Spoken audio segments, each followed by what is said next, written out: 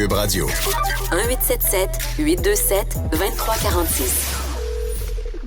Sam Altman réintègre son rôle de PDG chez OpenAI après avoir vécu toute une crise avec son conseil d'administration. On en parle avec Jordan Chénard, spécialiste en communication et marketing. Bonjour, Jordan. Bonjour Yasmine, comment ça va? Ça va très bien. Toute une semaine pour OpenAI avec Microsoft, les investisseurs, le conseil d'administration. Coudonc, qu'est-ce qui se passe?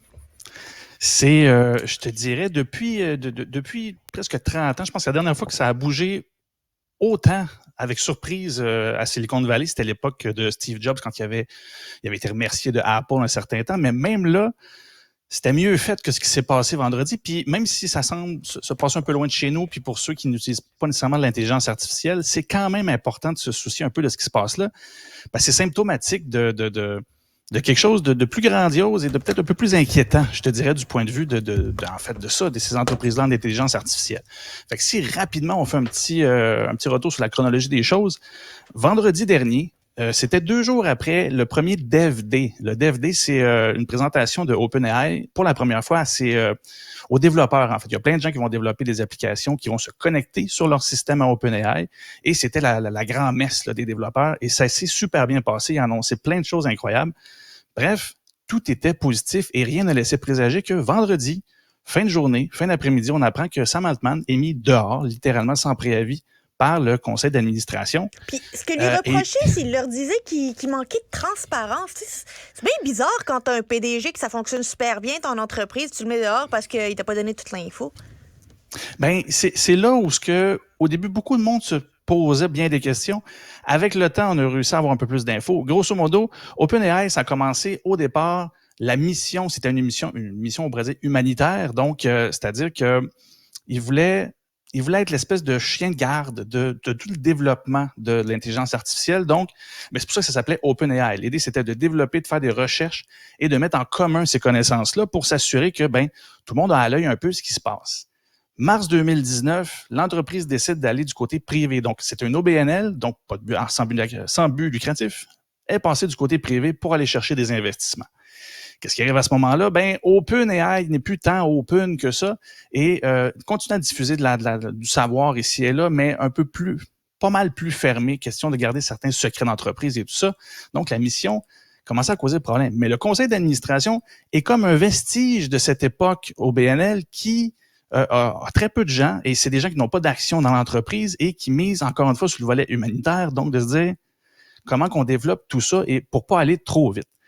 Là, ils ont comme fait l'inverse, ils ont voulu frapper fort parce que présentement, Sam Altman mise beaucoup sur la croissance et eux se disaient, ça va trop vite, c'est plus notre mission. Et ils ont voulu vraiment, ils ont fait carrément, on pourrait dire un coup d'État, là, c'est-à-dire là, en quelques jours, ils mettent Sam Altman dehors. Le lendemain, on apprend que Sam Altman est déjà en négociation pour peut-être revenir, donc même pas 24 heures après. Mais il y a 2 personnes du côté du conseil d'administration qui sont en pourparlers avec la compétition qui s'appelle Anthropic, qui ont un autre système à la ChatGPT qui s'appelle Claude, pour acheter OpenAI. Donc, en l'espace de 24 heures, on perd le grand boss et le lendemain, OpenAI aurait pu passer sous le joug, littéralement, de Anthropic, une autre entreprise qui a récupéré tout ça. En parallèle, tous les scientifiques, la majorité, 500 employés, veulent s'en aller si Sam Altman ne revient pas. On n'oublie pas que ça fait même pas 24 heures. Dimanche, on apprend que Microsoft, finalement, fait une offre à Sam Altman pour récupérer son équipe scientifique et lui-même en même temps. Donc, acquérir une bonne quantité de OpenAI mais pour le côté Microsoft. Mais en parallèle, Sam Altman est encore en négociation. On dirait que je parle de Game of Thrones, c'est n'importe quoi. Il est en train de discuter du côté de OpenAI parce que les gens qui ont magouillé, si on peut dire, pour la mettre dehors, il y en a un qui est le scientifique en chef là, qui regrette beaucoup parce que, bref, ça s'est passé plus vite que ce qu'il s'attendait. C'était pas ça qu'il voulait. Négocier avec Sam pour qu'il puisse revenir.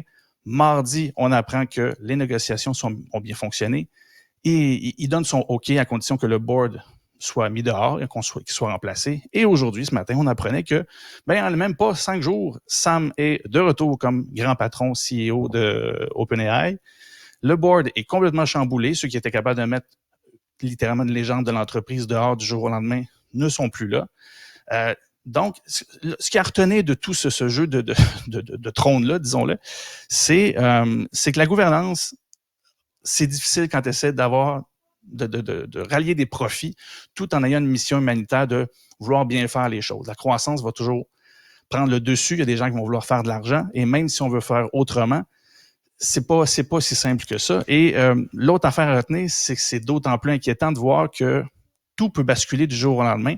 Et en plein dans un moment où ce que les gouvernements, différents politiciens dans le monde se disent faut veiller à encadrer ces technologies-là, avant même de penser à ça, je pense qu'ils vont devoir comprendre que va falloir qu'ils encadrent un petit peu la gouvernance de tout ça et que les conseils d'administration ou, bref, les différents acteurs autour de l'entreprise vont avoir des comptes à rendre parce que du jour au lendemain, on aurait pu se retrouver dans un monde aujourd'hui sans OpenAI, juste Anthropic.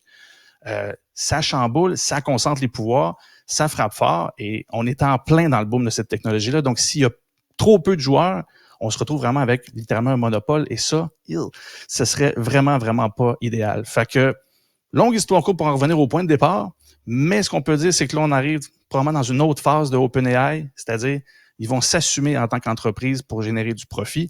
Même s'ils veulent faire bien les choses, quelque part, il y a un board, un conseil d'administration qui va devoir aussi s'assurer de garder des gens en place pour que l'entreprise puisse continuer d'avancer. Parce que Sam Altman, sans le comparer à Steve Jobs officiellement, parce que c'est deux personnalités complètement différentes, il a beaucoup d'influence. Il a démarré beaucoup d'entreprises. C'est un investisseur avec il y a des groupes d'investissement à lui. Bref, c'est pas n'importe qui. Et on l'a vu, on peut pas se débarrasser de Sam en un claquement de doigts, même si on a le pouvoir de le faire. Ça fait quand même pic-pic pour une entreprise qui met quelqu'un dehors, qui finalement, tu sais, Sam Altman, s'il voulait mettre dehors son board, là, il n'y a pas un autre scénario qui aurait mieux fonctionné que celui-là où c'était lui initialement qui devait être mis dehors. On dirait que c'est un film et ça pourrait devenir éventuellement un film.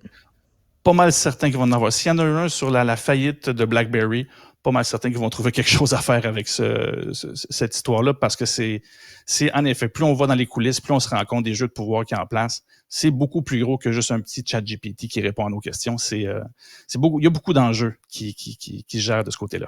Je me demande si on écrivait sur ChatGPT, raconte-nous l'histoire de Sam Altman de la dernière semaine. Qu'est-ce que ça répondrait? Est-ce que l'intelligence est si artificielle que ça ou pas? On va aller l'essayer. Jordan Chénard, on en reparlera la semaine prochaine. Merci beaucoup d'avoir été avec nous. Ouais. Merci à toi. Salut.